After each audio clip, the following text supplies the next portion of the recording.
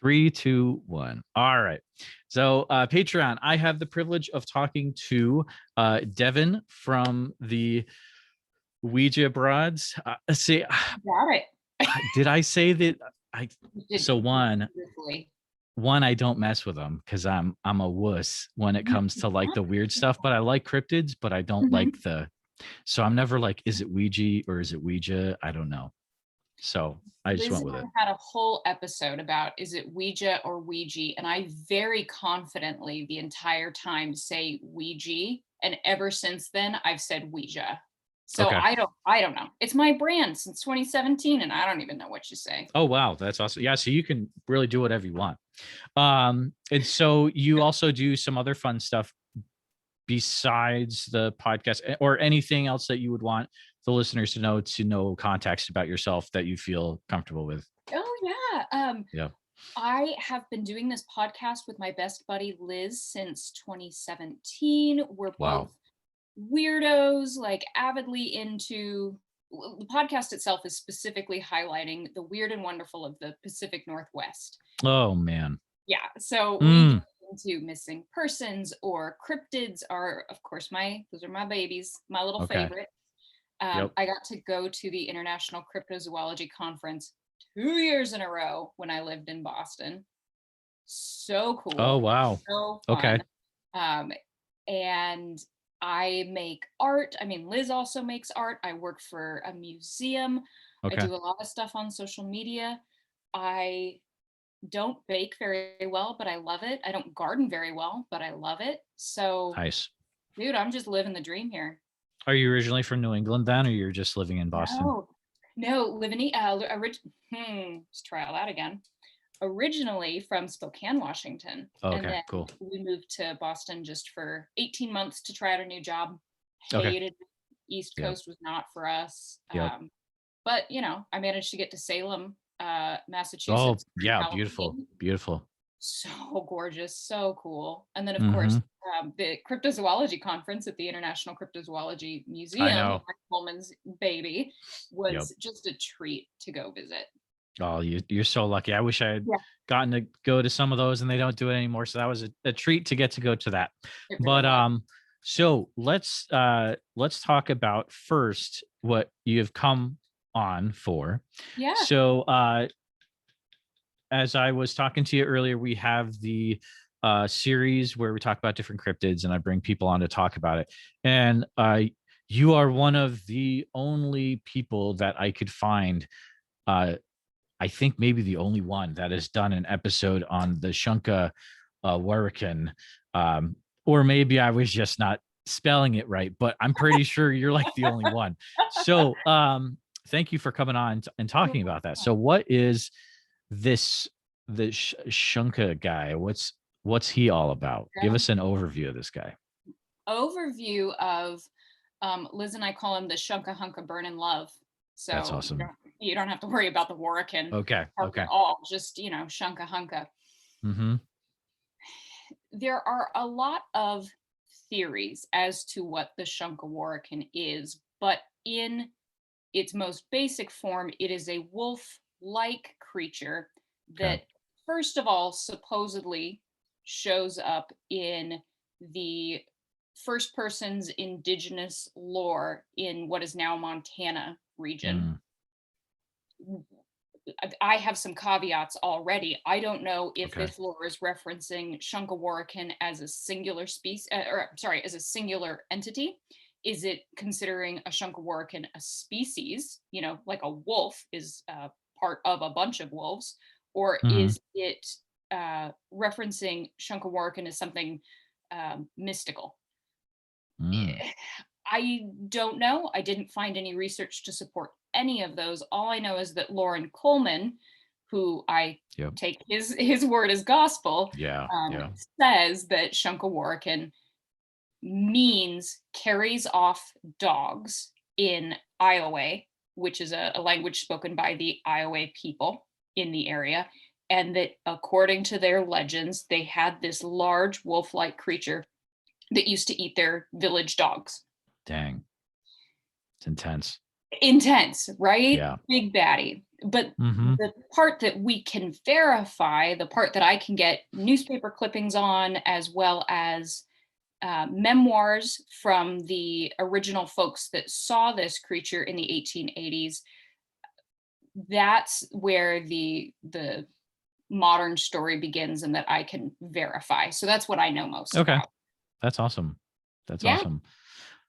How did you, what kind of, so when you were looking into resources for this, were you able to, was it hard to find info besides, was it in Lauren Coleman's book, you said? Yeah, Yeah. Lauren Coleman's Cryptozoology A to Z probably Mm-hmm. has Yep. the most text of any of the cryptozoology books in my small library that I saw. Linda Godfrey mentions it in American Monsters, but only Okay. very Nice. briefly. Yeah. Yeah. Um, the I think best information I had was from a Bozeman newspaper article, a very recent one, where that author had clearly done a ton of research, and they were not only able to go back to the two grandchildren memoirs that include information about Shunka Oh, Warak'in wow. and the grandchildren. I should preface that with the grandchildren of the man who shot the Shunka Warak'in Exactly. that we Yes. have, Yeah. Hutchins family. So this newspaper article that I read gave a whole lot more context than the 1999, I think it was, Cryptozoology A to Z, and then the Mm-hmm. 2000 American Monsters. It dove Man. a lot deeper into the story, and then also where Shunka Warak'in ended up, because the story doesn't end after he's shot and killed. Yeah, it gets pretty crazy. So first off, that article sounds really cool. Do you Yeah, mind sending, do you have, is it I online do. or? It's online. Okay. I've got my work cited, and I will send you all of Awesome. it. But it That'd be is great. Bozeman Daily Chronicle, I would recent appreciate that. article. It's Thank really you. great. Yeah, you bet. It's hard to find info when I was kind of going around. But so doing all this research, and it's clear that you've definitely looked into it. So what other interesting things have you found about the history of this cryptid? Well, because I work in museums, one of the Mm, parts of the story, well, yeah, because I work in museums, part of the story that really interested me is when Shunka Warak'in becomes lost.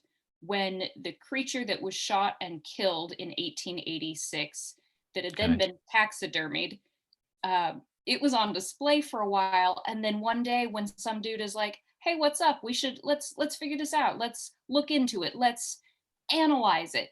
It was gone. It was just not there anymore in the last place people saw.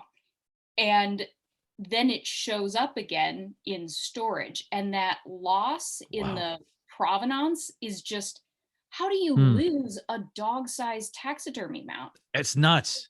Yeah. Where where does it go? Someone moved it? So probably two people moved it. That's a heavy little beast. Yeah. Um, so I was fascinated by that, and I don't have any answers to that, which is so frustrating. Even more than what is Shunka Warak'in, I want to know, where the hell did Shunka go for like 3 years when no one could find him? Oh How yeah, right. Yeah. how did he get lost? Oh, I love it. And why isn't it in the Cryptozoology Museum? Why? Oh, Right.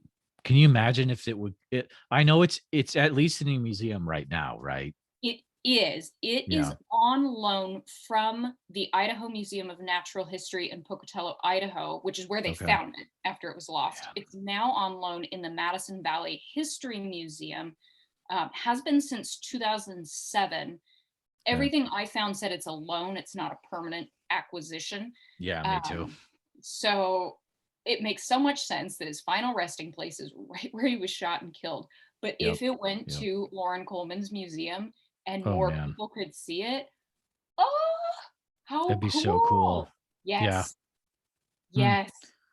Um, just so people have some context. So Oh, yeah. let's go over like will you be able to do like a physical description of like if I'm seeing this thing Mhm, in front of me, what am I really mhm. like looking at? Are there any physical descriptors, Yeah, or like, is it small? yeah. Is it tall? Stuff like that. In Trails to Nature's Mysteries, which was written by Ross Hutchins, the grandson of the man who shot this Shunka Warak'in that we're talking about, he Hmm. said that everyone in this small little settler community where his grandfather lived described it as a wolf like beast of dark color. Its fur was nearly black. It had high shoulders and its back sloped down like that of a hyena. What we know from taxidermy example that we have is that it's 48 inches from the tip of its snout to its rump, which doesn't Okay. include its tail, which is about exactly the size of a modern day gray wolf. So Mm, think of a German Shepherd and pump it up. Think of a yeah. Malamute, there Yep. you go. So, you know, on an Hmm. average human, it's coming up to your waist for sure Yeah. at the head. But what was really noted about this one is that back sloping, that hip drop where the shoulders are up Hmm. high, the back is down low, those rear haunches are real close to the ground, and it was an arresting dark color. Yeah. The photos you can find online are Mhm, pretty amazing. And in Montana. mhm. So the main sightings you said are in the late 1800s. Yeah. Are there is it one of those where it's like seen at one point of history and then just drops off the face of the earth? Or is it one of those where it's also kind of seen here and there? Or what would you think? It depends on if you think that Shunka Warak'in is a singular creature or if you think Mm, Shunka Warak'in is a species. okay. So, Hmm. Shunka Warak'in, if we're giving this guy the name Shunka Warak'in, that is what a Shunka Warak'in is this one creature, then yeah, it gets Okay. killed in 1886, stuffed in a museum slash grocery store. I don't know, that's a great Nice. business, but that's where he was for a while in Yeah. Idaho. And now again, finally in a museum. If we're looking at Shunka Warak'in, meaning a wolf-like, but not entirely wolf creature that behaves in ways near humans that humans don't expect, then we Hmm. have a lot of other examples. I think one of the more recent ones was I'm gonna guess at at the name, the McCall monster. I think it was McCall, Montana, Okay. McCall County, something like that. That was the one that kind of blew up the internet here a few years Okay. ago, where it was, you saw the picture of it in the back of a truck, and people thought, is it Hmm. a Hmm. bear? Is it a Yep. wolf? Um, Turns out once they did DNA testing, it was a wolf. Mm. Um, but you've also got creatures like wolf dogs, especially with the reintroduction of wolves to Yellowstone. There's a True. thriving wolf population, and they do crossbreed. And once you have a hybrid like that, they have what I've read is there's something in the pituitary or the growth glands of this hybrid where the growing exceeds both parents. So it's like with Wow. a liger, like how a Yeah. lion Yeah. tiger Yeah. cross Yeah. is bigger than a lion or a tiger. Totally. Same with a wolf dog. So and they Mm. don't have their innate fear of humans or their shyness. So a wolf dog will come up to people much closer than wolves will, are very willing to get in and fuck up your livestock, where wolves are a bit more cautious. Right. Um, the Totally. I guess there's another example if you look at Canadian, Yukon, Alaskan First Nations lore. There's something called a Warhila, which Oh. again is like this giant dire wolf kind of thing Yeah, that sure. carries off animals and livestock and things like that.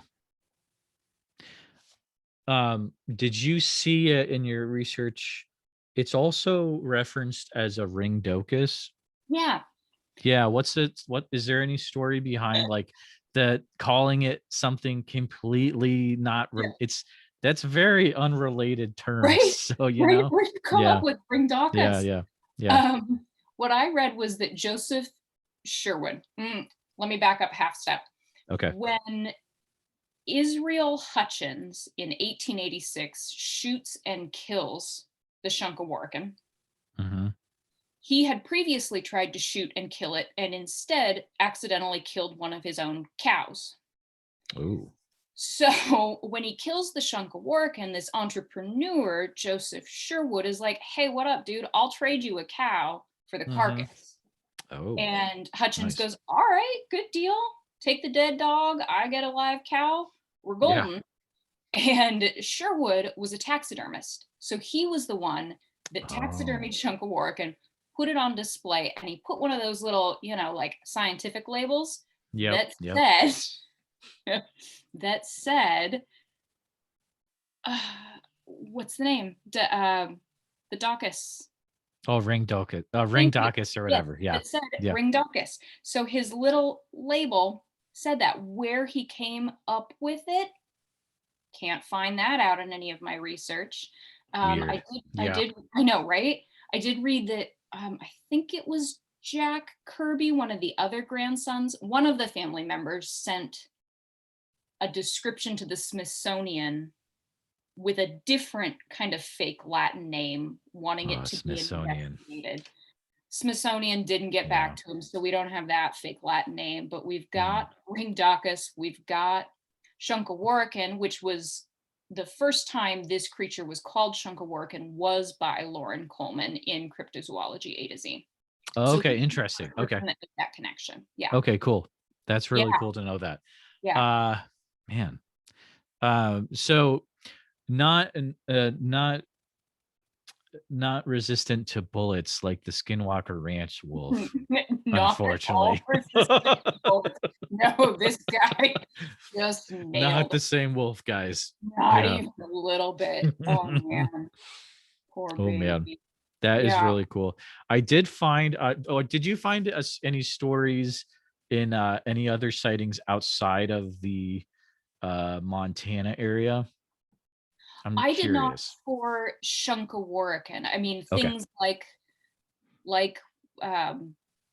dire wolves, people calling them dire wolf sightings. Yes, I've read about, but nothing that says, and this is the same thing that Shunka Warak'in is. It's just that dire wolf happens to be one of the theories as to what Shunka Warak'in is. And so I think that they could have some overlap on a Venn diagram. Yeah, I found. Yeah, what did you find? It was like I don't trust it at all because it was on a website that looked like the equivalent of Zanga or LiveJournal. Yes. Remember that stuff? Yes. And it was all like, I was like in this, so I live in Iowa, so I can say what I'm about to say, right? So I was in this little podunk town in Western Iowa, and I saw Shunka Warak'in. It's like, did you really? I don't know, but did you really? It seemed really sketchy. So I would much rather stick with the resources that you have. I think it sounds like you did your homework for sure. There are definitely some sketch resources that I found, but for the most part, they just straight up rip the Cryptozoology A to Z entry. Sure. So a lot of repetitive information out there. Yeah. I found 2 solid modern newspaper articles and then several books, but like I said, the rest is, I found one from Angel Fire. Like they have an Angel Fire domain, that's not credible, babies. Don't do that. Get a .com at least. Blogspot, I'll take that over Angel Fire. Yeah, totally. So you're saying you did find it is in a few other books besides Cryptozoology A to Z? It's in American Monsters by Linda Godfrey. Oh, that's right. You said that. I think it's I think it is in On the Track of Unknown Animals, but I'm remembering that from 2017. So I'm. Oh yeah, that is a good one. Yep. Yeah, that big fatty one from like the 70s or something. There are 2 memoirs written by Israel Hutchins' grandsons. So it features heavily in Trails to Nature's Mysteries by Ross Hutchins. And then I didn't find out the name, or I didn't write it down here in my notes, the name of the other grandson's memoir. I think it's Jack Kirby's memoir. Gotcha. No sweat. That's still a lot to go on. Oh, it's a No lot. festivals for this guy or any? Are there any festivals? I love cryptid festivals. We need a There needs to be Mothman one. style festival Oh for man. Shunka Warak'in. Nothing that I've heard of. Such Hmm. a bummer. Although I guess Madison, so he's also called the Madison Monster because it's in Madison Valley. Okay. They do have the Madison Monsters as a hockey team Oh, that's cool. in Madison Okay. Valley. Okay. So they're repping him a little bit. We could get a jersey. That's awesome. Oh yeah. Do, Yeah, there I don't know how involved you are with the especially the Instagram cryptozoology community, a but little bit. man, are they creative, and I can think of 3 people that would make that shirt tomorrow. Oh, It like oh, the stuff that gets made in this community, like the artists are incredible. yeah. And it's like um so my favorite cryptid is the Van Meter Visitor from Iowa. Oh, hometown. Gotcha. Right. You're Because we have that's the good. festival. I live like 20 minutes away from it. But um Cool. so like I've influenced products into Yes, existence because I'm like, man, yes, it'd be nice if there are more of my favorite cryptid. Anyways, yes. um, any other things that you would want to share before uh about that cryptid? I have a few other questions, but they're not related to the Oh, well, I think it's interesting to discuss because we have an existing, unlike so many cryptids, we have an existing Mhm. example of this thing, right? Oh So yeah, yeah, yeah. we got the taxidermy. What is it? And I've got a list of things, of theories that people have come up with, and then I'm also willing to tell you my theory on it, but it's going to be a Awesome. womp Okay. womp. Like, Yeah. it's Right. not the answer that Which is any fine. Yeah. just wants to give.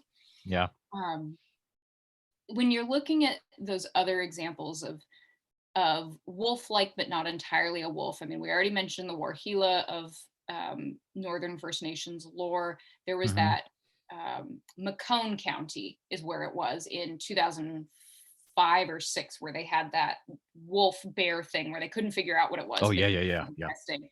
Yeah, it Mhm. was like confirmed. No, this is a wolf. Okay. Ross Hutchins, the grandson that wrote the book I Remember, he was a zoologist, and he suggested that it Oh, was an escaped hyena from a zoo. that's a cool theory.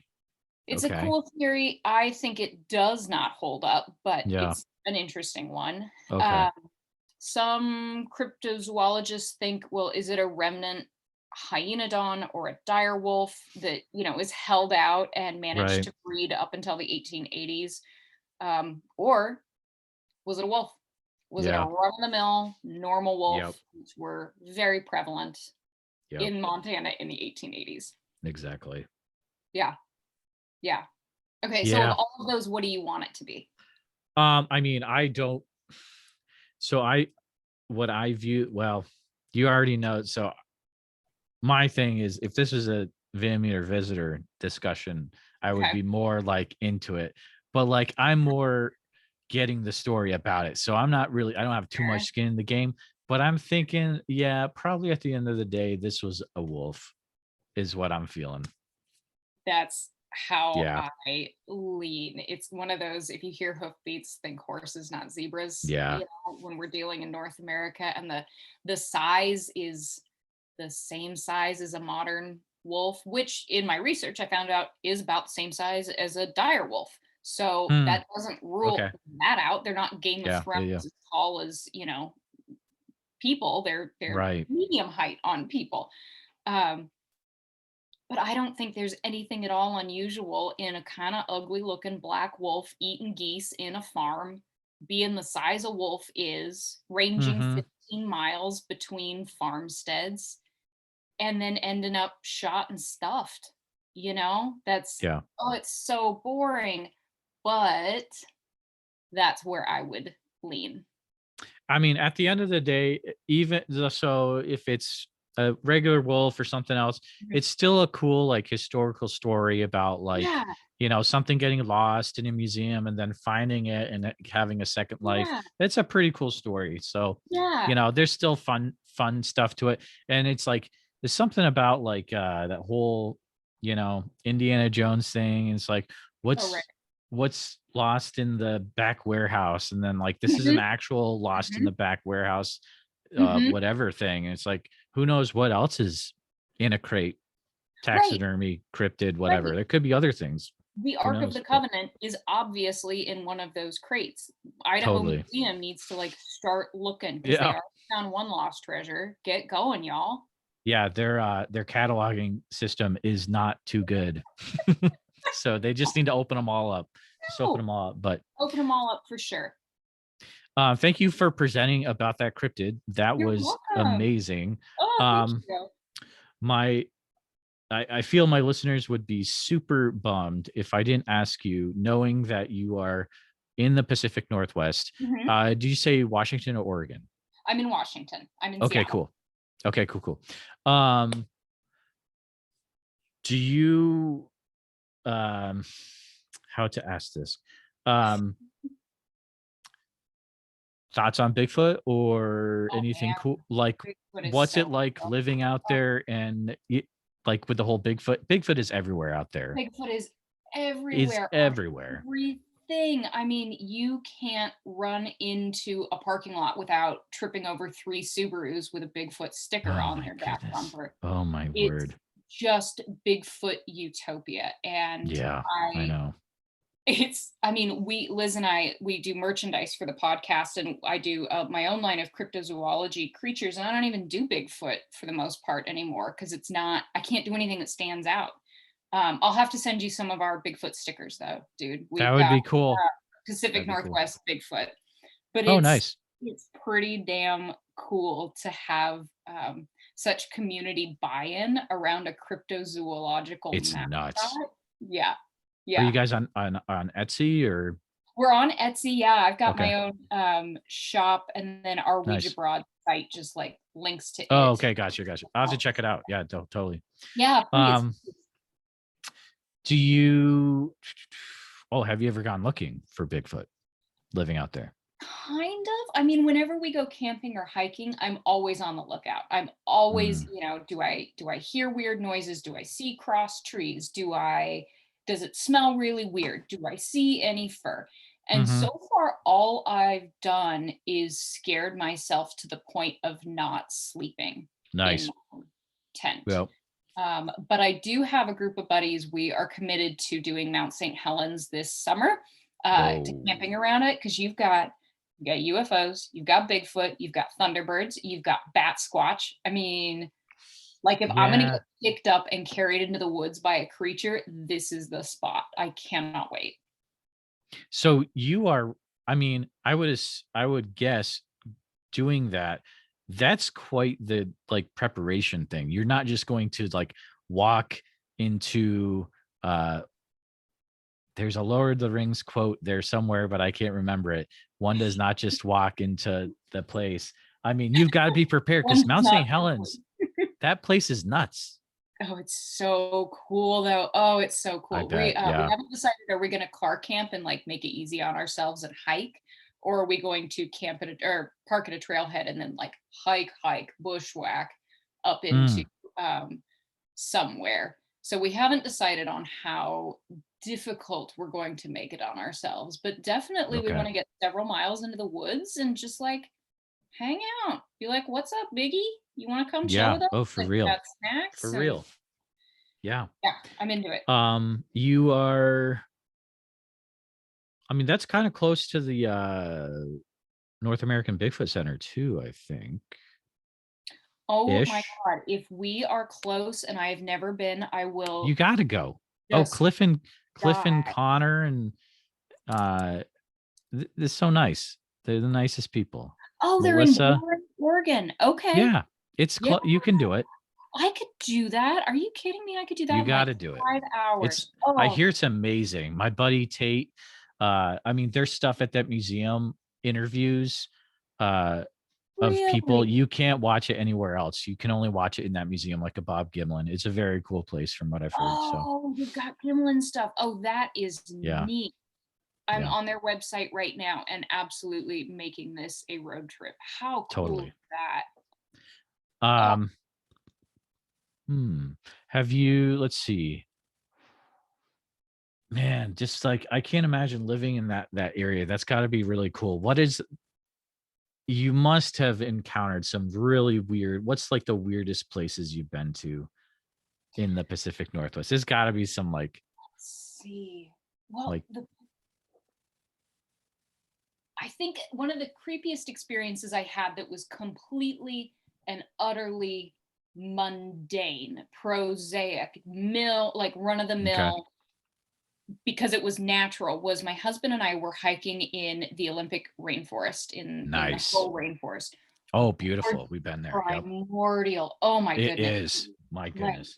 seriously, don't you feel like dinosaur around every corner? That's what my wife and I said to each other. We were like, this is really weird. And yeah, it's Dinosaur City.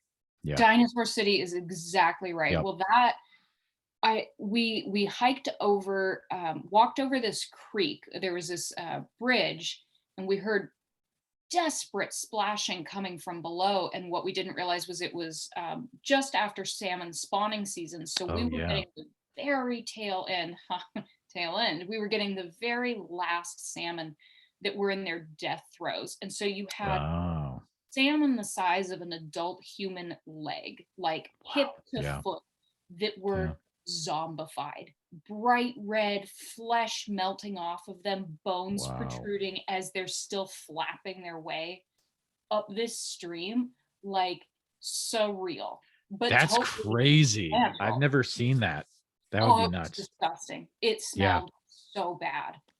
Yikes. Oh God, but really cool. But I mean, I grew up really close to a haunted house, so I saw Okay.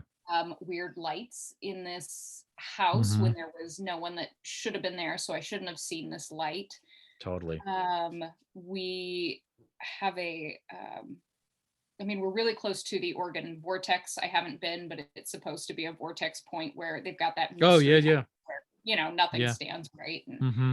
lots and lots of haunted lighthouses, haunted mansions, and there's the Afterglow Vista is one of the coolest places that Liz has told me about on the show, and it's this testament. I mean, you can't call it a grave, you can't call it a statue. It's this artistic testament to this family. It's over on one of our islands in the San Juan, Okay. and it the patriarch of the family had, for his family's resting place, carved in marble, this giant banquet table, and there's chairs all around this banquet table carved in marble, and in each chair back is the name of a family member, and Oh wow. it's set as though this family is going to feast, and instead it's their tomb.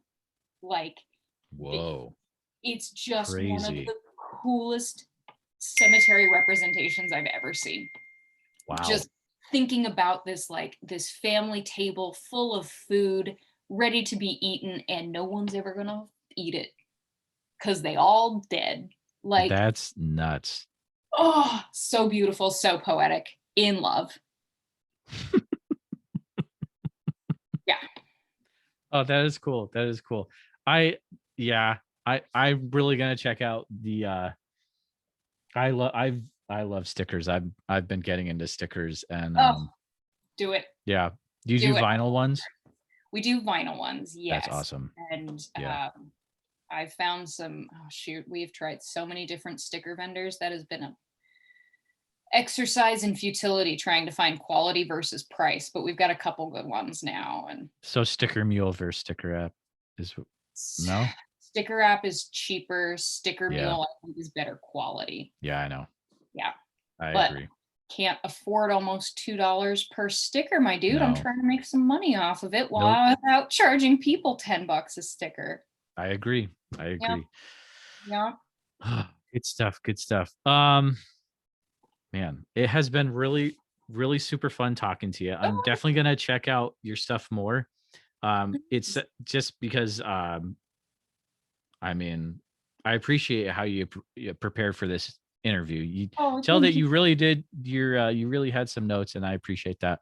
But Yeah, I think this has been a really fun chat. Anything else you would like to, any closing thoughts or anything before we kind of close things out? Or Oh, Jeremiah, thank you for helping to build the cryptozoology podcast community because I mean, totally. the work that you do on Instagram is kind of what I'm aspiring to do on our Instagram. And I honestly can't thank you Oh enough for the man, work that you're doing to that build that. that It's a means a lot lot. of Thank you. freaking work, dude. It's a So lot of work. Yeah.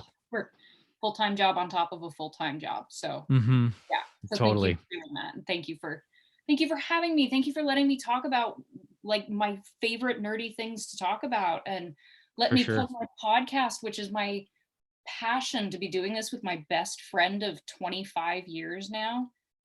Like Wow. thank you. There's one last thing I need to check. Um, I'm gonna ask you off air, but thanks Yeah, again for coming on. you're welcome. Thank you for having me. Awesome.